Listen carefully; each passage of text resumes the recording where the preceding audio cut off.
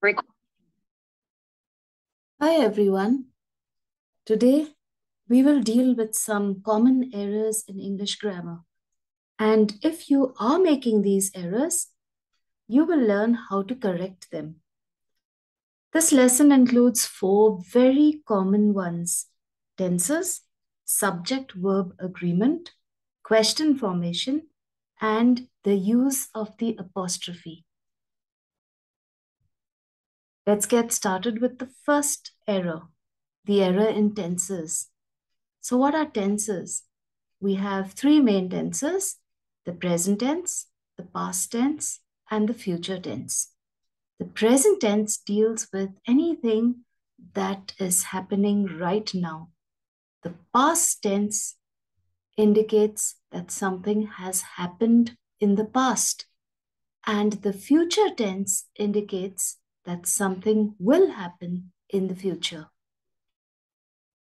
But here are some common errors that people make in their use of the tenses. You will hear something like this: she is living in Bangalore. That is wrong, because the correct way to use that verb would be she lives in Bangalore. Use the present tense to refer to permanent situations like where someone lives or works. So you cannot say she is living in Bangalore. You have to say she lives in Bangalore. The ing form is for actions that are happening now. Okay? She is eating an apple. So if you use the ing form here, you would be telling someone that she is doing that action right now. She is eating an apple. She is in the process of eating an apple right now. I am having 2 brothers. Is that correct? It is incorrect, because the right way to say it would be I have 2 brothers. What about the subject-verb agreement? What does that mean? That simply means that the subject must agree with the verb.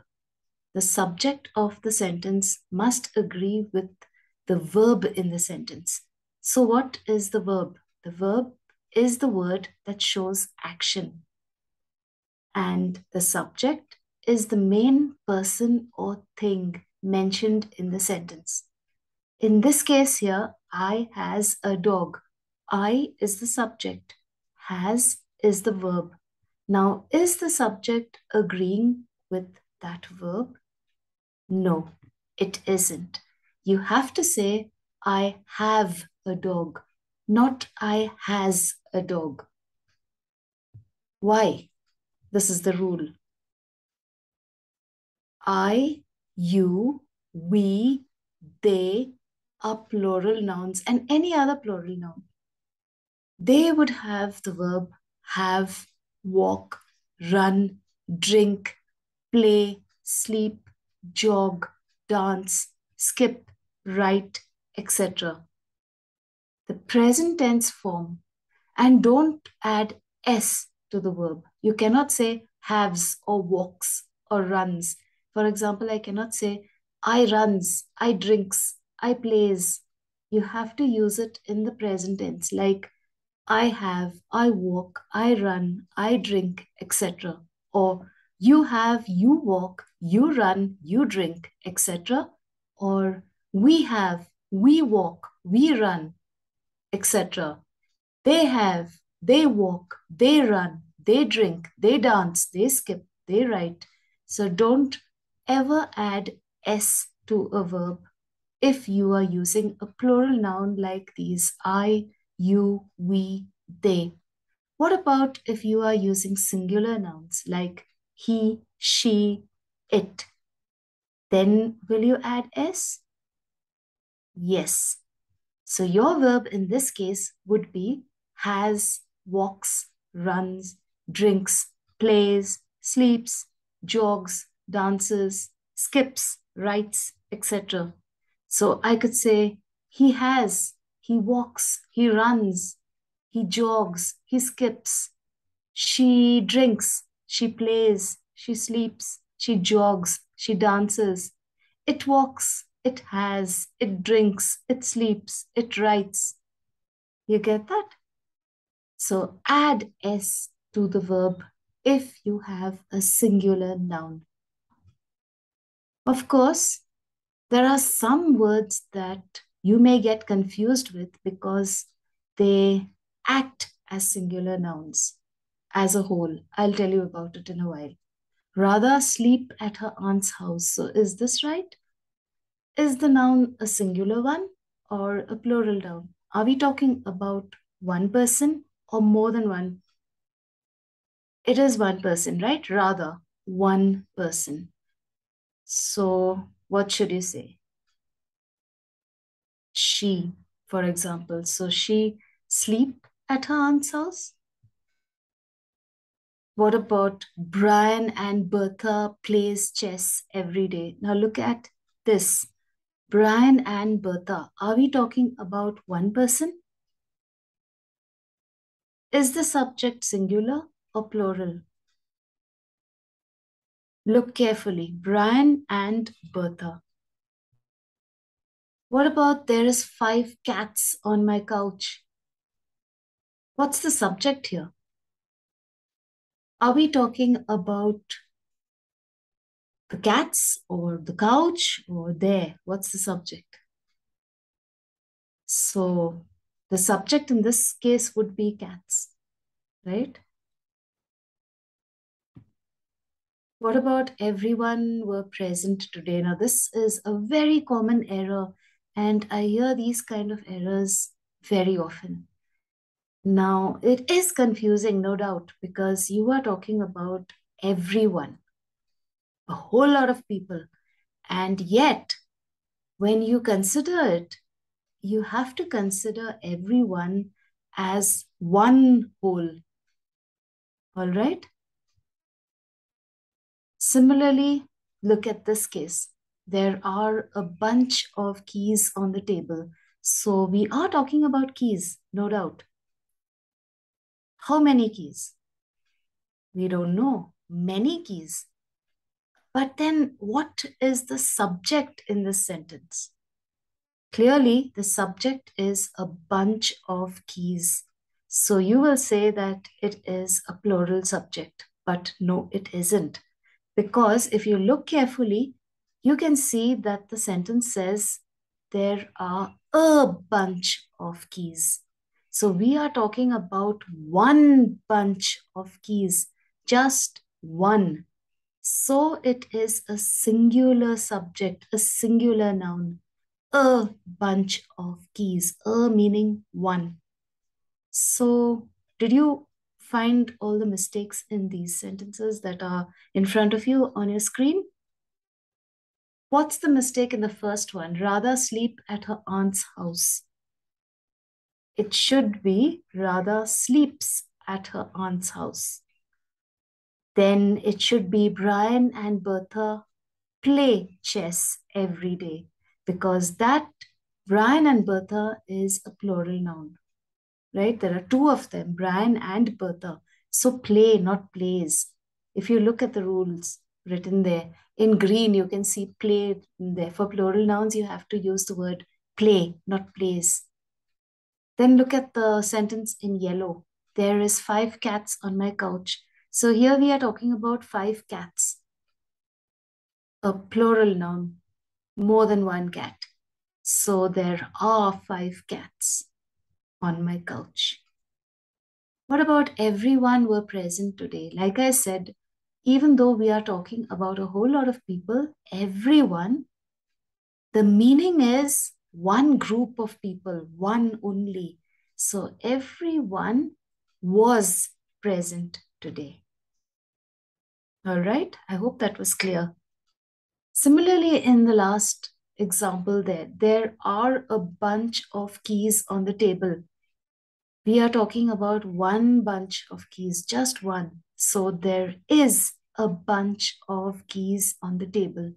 There is, not there are. I hope this was clear as well. Now let's go to question formation. You ate all your food? You came from home? All these are common ways of asking questions, but they are not correct. You ate all your food, for example, is completely incorrect. You cannot ask a question that way. The right way to say that would be, did you eat all your food? All right. The rule that will help you with this. When you form a question, put the auxiliary verb first. What is that? That is the helping verb. You have two verbs in a sentence sometimes. One is a helping verb, an auxiliary verb. Have, can, will, would, be. If there is no auxiliary verb in the sentence, then add do. So there will be an auxiliary verb and a subject and a main verb. Put the question word in the beginning. The question word like how, what, why, when, do should be in the beginning. Where. Now look at this one. Where you can see his bag? Incorrect. Why? Because of the rule. Where can you see his bag? The question word first, where, and then you don't put the subject. Okay? You put the auxiliary verb first. Like you see that rule written there in blue. When you form a question, put the auxiliary verb first. So use the question word, and after that, use the auxiliary verb, the helping word that have, can, will, would, or be. So you have used can in this case. Where can? After that, you use the subject. If you can see this part where my cursor is pointing, auxiliary verb, which is can, and then you use the subject, which is here, you, and then you use the main verb, which is see, and the rest of it. So where can you see his bag? Now that is the correct way to form a sentence when you are asking a question. Do you know who is that man in the picture? Is this correct? No, definitely not. This is how you should say it. Do you know who that man in the picture is? Why? Follow the rule. Okay? This is an indirect question. So you begin with the question word. For example, here, do. Begin with the question word. Then add the subject, you. The auxiliary verb, know. The main verb, who that man in the picture, and then add is. For this type of question, don't change the word order. Got it? And now, finally, the use of the apostrophe, which many people get confused with. There are two cases where you can use the apostrophe. One, when you want to show ownership. If you want to show that something belongs to someone, use the apostrophe. The cat's tail, the tail belonging to the cat, so the cat's tail. Mohan's milk, milk belonging to Mohan, so Mohan's milk. In that case, use the apostrophe. That is Rohan's bag.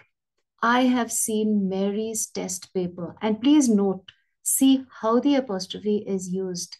At the end of the name of the person, use the apostrophe and then add an S. In most cases, except if the word ends with an S. Then what will you do? Add the apostrophe after the S. I'll show you. They ran to meet Martha's brother. Those were the girls' bags. It was Ross's piano. Now, did you see the last two? Those were the girls' bags. I'm talking about many girls, obviously, and that is why I've written GIRLS.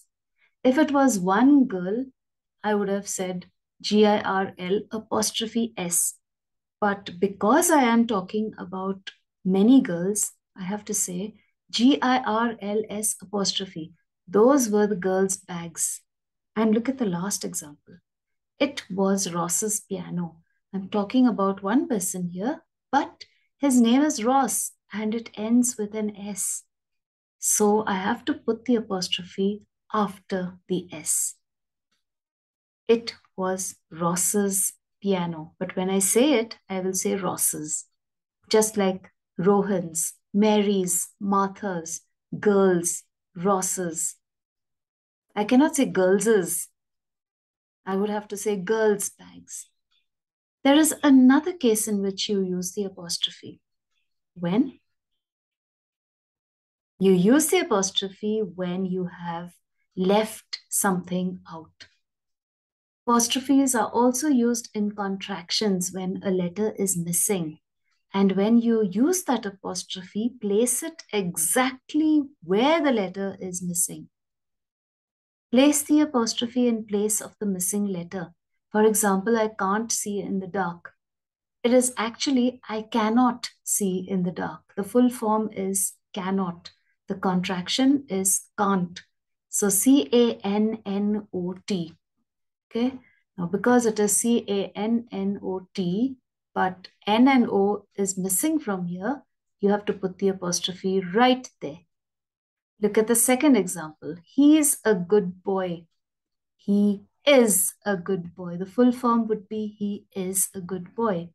But I want to use a contraction. So I is missing right there. So I need to put the apostrophe right there in that place. Look at this one. You shouldn't walk all the way home. You should not walk all the way home. Should not is the full form. Shouldn't is the contraction. So you know that N-O-T, O is missing right there. So because O is missing there, put the apostrophe right there in that particular place. Shouldn't. I knew we'd get into trouble. So the full form of we'd is we would. I knew we would get into trouble, but I'm using the contraction here. So instead of we would, I'm saying we'd. So there is so much missing here. We, W-O-U-L-D. So W-O-U-L is missing from here. Because it's missing, I put an apostrophe right there in the exact place. You're right about that. So what I'm saying here is you are right about that. You are. And I'm using the contraction your. So Y-O-U-A-R-E. A is missing right there. So I'm putting the apostrophe in the exact place where the letter is missing. So remember, the golden rule here is if you want to place the apostrophe, something is missing, place it exactly in the place where something is missing. That way you cannot go wrong. Okay? And of course, if you want to show ownership, then you use the apostrophe. The only thing to be careful about is if a word ends with S, use the apostrophe after the S, like this. Otherwise, use the apostrophe and then put an S. Okay? So apostrophes are used in these two cases. Don't make a mistake ever again. So I hope these common errors are now clear in your mind and you are confident that you will never make them again. Tenses, subject-verb agreement, question formation, and the use of the apostrophe. Of course, you will say that there are so many other things people keep getting wrong. I agree. But if I go into each and every one of those, this lesson would be unbearably wrong, unbearably long, and unbearably boring. So let's stop right here. Let's just deal with these four for today. We can continue with the others in another time, in another lesson. So if there is anything that you are confused with and you think that you are making mistakes with it and you would like my help to correct them, then do write in the description box and I'll get back to you as soon as I can. I will make another lesson based on some other errors that people make, and I will explain how you can overcome those mistakes. I'm sorry, you would have to write your questions down below in the comments, not in the description box. I said description box by mistake. Okay, bye for now. Cheerio.